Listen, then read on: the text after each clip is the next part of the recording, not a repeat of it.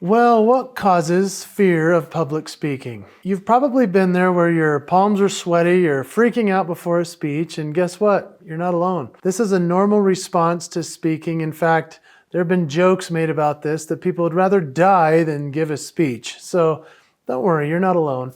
But what causes this fear? We're going to explore that today as far as why it's okay and why it's normal, as well as some people that have overcome it and some of the ways that can possibly help you to explore for yourself what that fear is about. It's not a humongous problem to have this. It's normal, just so you know. There are very few people that don't have any fear at all when they speak, and those people are weird. But we're also going to talk about how you may have that fear, and that's okay. I'm Jason Hewlett. I've been speaking on stage for over 20 years. I've had plenty of fears as I've faced this, and it's been fun to figure out how to overcome it, but also to study why it's something that all of us have. I hope you enjoy this video.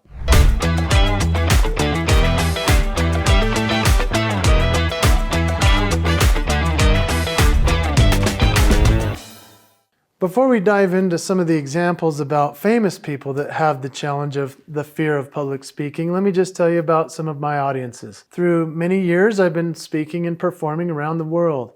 I have had billionaires and multimillionaires and celebrities and heads of state, very important people in my audiences. That's intimidating, let me just tell you. But you know what's worse? Family. Yeah, you ever had your family in the audience? How do you get through that? Well, it's an essential thing to realize that everybody has that fear, no matter who's in that audience. And to be candid, some people think, wow, when you speak in front of an arena of 10,000 or 20,000 people, isn't that intimidating? Yeah, I mean, eventually you start to get to a point where you're comfortable in that space, but I can tell you this much, it's much scarier to speak to 2 or 3 people than 10,000 people. Let's talk about fear from an evolutionary perspective if we can, first of all. So think about fear. It's a fight or flight response, isn't it? When we're scared of something, we either feel like we need to fight back or we need to run and hide. Yeah, we're not the only ones that feel this. Animals feel it. All kinds of people all around the world feel this, and we don't even have to communicate for that to be a real response.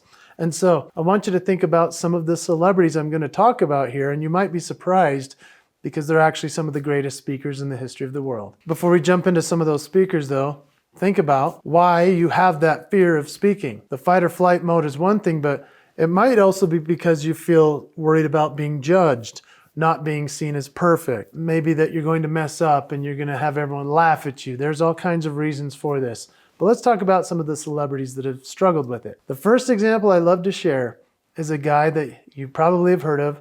Yes, he's our 16th president of the United States and one of my true heroes. His name is Abraham Lincoln. Abraham Lincoln gave the Gettysburg Address, and he was actually terrified. You can imagine while they're in the middle of a civil war trying to figure out how to motivate people who are losing loved ones, people who are dying, who are risking their lives, and they're all fighting for their different causes, and yet he has to stand up and try to convince everybody that things are going to get better. The Gettysburg Address. He's terrified to give it, and yet it becomes one of the most quoted and beloved speeches in the history of the world. Lincoln was scared and full of anxiety before he gave this speech, but he stood up confidently and still delivered it. Yep, no microphone back then. He just had to talk with his voice and raise his voice loudly. I've made other videos about how to do that on this channel by using your voice. But think about Lincoln having to deliver the Gettysburg Address and other speeches. Lincoln was terrified to speak, but he continually leaned into giving speeches and changed the world. How about this guy? You've heard of Mahatma Gandhi. Yeah, Gandhi was working to help India to gain their independence with England, and this whole challenge that he had going on, it was a huge deal. A lot of people depended on him. He was actually a shy person, although he was very smart. He was an intellect and he was a genius. But he had a lot of anxiety. He was scared of speaking, and yet he still did it because he knew that when he did it, other people were able to follow his lead. And obviously, as you probably know the story, he was able to lead a revolution that changed the history of his country. Another favorite example, if you've watched a lot of my videos on this channel, is Winston Churchill. Churchill may be one of the most practiced and working at it speakers in the history of the world. This guy never stopped getting better at it, but he had to rely upon his speech writing ability, and then he would deliver it into the microphone, and he was terrified most of the time. You know, imagine being bombed by the Nazis and you're trying to rally the troops and all of the public to stay where they are or to fight back. This is a big challenge, and Winston Churchill was up for it. And here's what I love about him. Even despite the fear of what people thought of him and the fact that he knew a lot of people didn't like him, he still spoke, he still raised his voice, he still went on the radio and delivered inspiration to people that needed it. Then there's one of the most inspiring examples of all time. Her name is Helen Keller. Yes, she was blind and she was deaf. These were some challenging things to go through. Imagine how she felt that people would perceive her when she started to speak and she didn't know exactly what it sounded like. She could only use the vibrations that she felt on her own vocal cords or on other people while she listened to them through her fingers. It's a fascinating story. She was not so scared that it stopped her from trying and speaking anyway. She still wrote, she still spoke. She still did everything she could to possibly inspire people, and she stands as a great example of somebody who leaned into the fear of public speaking and still got through it. I hope that some of those examples are helpful to you. Some celebrities, people that you've heard about, you know, the people that inspire us are the ones that really do conquer their fear by doing that thing which is hard. Think about what fear truly is. It may just be, like I said earlier, judgment of other people and what they'll think of us. Maybe just the fact that we're not quite sure. We don't want to sound like we're imperfect in some way. And so there's a pressure that we put on ourselves to try to deliver something perfectly every single time. Even me doing this very video, I have a certain level of fear that it's not going to be perfect, but it's worth it for me to share with you some of these ideas in order for you to get through your fear. And it helps me every time I stand in front of the camera to deliver something, because I know I'm doing something that only I can do, and then I hope it inspires you to do the same. I'd like for you to even consider watching a movie that's a very strong R-rated movie. I normally wouldn't suggest a strong R rating, but this movie was so fascinating it helped me a lot in my speaking and wondering if I could improve at it, because if you've watched other videos that I've shared, I grew up with a speech impediment. I had a challenge with reading and with writing and other things with learning challenges. I had a speech therapist as a child for many years. It helped me get through those challenges, and this is why I recommend a rated R movie for you. It's called The King's Speech, and it is with Colin Firth. He won an Academy Award for it. He was playing King George VI, right at the time that Germany and England were having some major conflicts. He had a major speech impediment.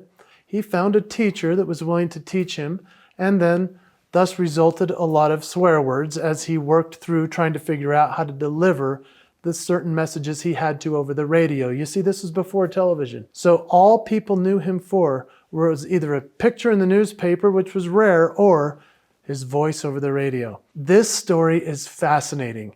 This movie will move you to action.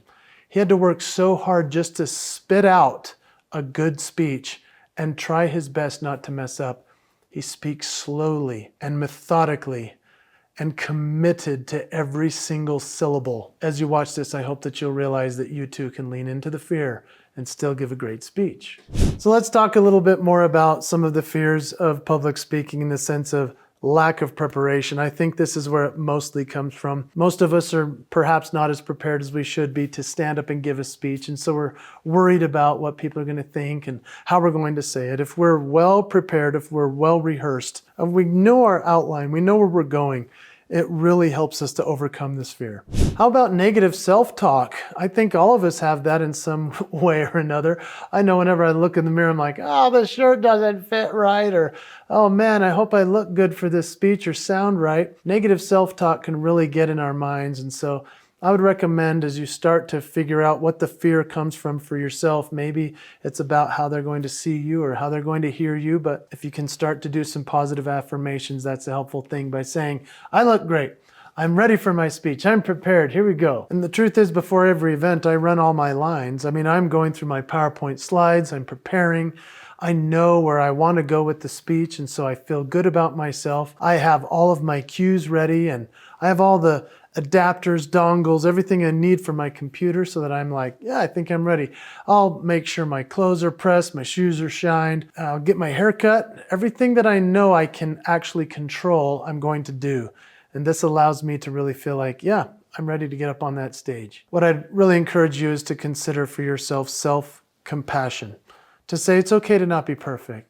To say, if I get up there and mess up, that's a learning opportunity. Every single speech you have, you'll just get that much better.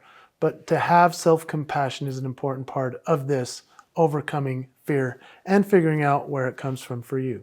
There might also be a fear of rejection, that they're not going to like what you say. That's normal. But also there might be a lack of confidence in what you're about to say because it might be risky what you're about to present to an audience that may not accept it. I know I've felt those things as well. But when I lean into it and I say, I believe this, I know this is going to help, then that allows me to step into that space of courage. Another one would be having unrealistic expectations. Say you're standing up there thinking to yourself, oh, I have to get a standing ovation or this is not a successful speech. Don't base it on the audience's reaction.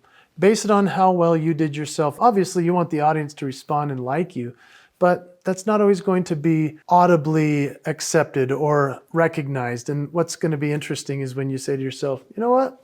I think I did a good job. And being happy with where you are for yourself is a really good space. So think about what you're maybe possibly thinking, maybe I need to have this as my goal or my dream of the response, when in reality, just be happy with you. It may also come from a lack of experience. In terms of this fear that we might have to say, I don't know if I've been on stages enough. Well then, instead of the big gigs that you're worried about speaking at, which you might be getting booked for now, go and speak at a smaller event. Not necessarily 2 or 3 people, because that can be really too tough. I mean, 2 to 3 people is a hard audience. But imagine a room of 10 or 20 people. Find people that are encouraging, maybe even people in Toastmasters or the National Speakers Association. Go meet up with some friends that are other speakers, and they can help you get through that fear. What I recommend is that you check out some other videos on this channel where I talk about fear and how we can turn anxiety or nervousness into excitement. What I'd like you to do is, if you'll like and subscribe this video, maybe send it to somebody who you know it could help, because everybody has a fear of speaking, whether they tell you they do or not. There is some type of fear that they have, whether how they look or they have unrealistic expectations. All of those things come into play. But as you start to lean into accepting who you are and being comfortable with you, compassion for self, it'll take you to the next level as a speaker and help eliminate a lot of that fear. Thanks for joining me.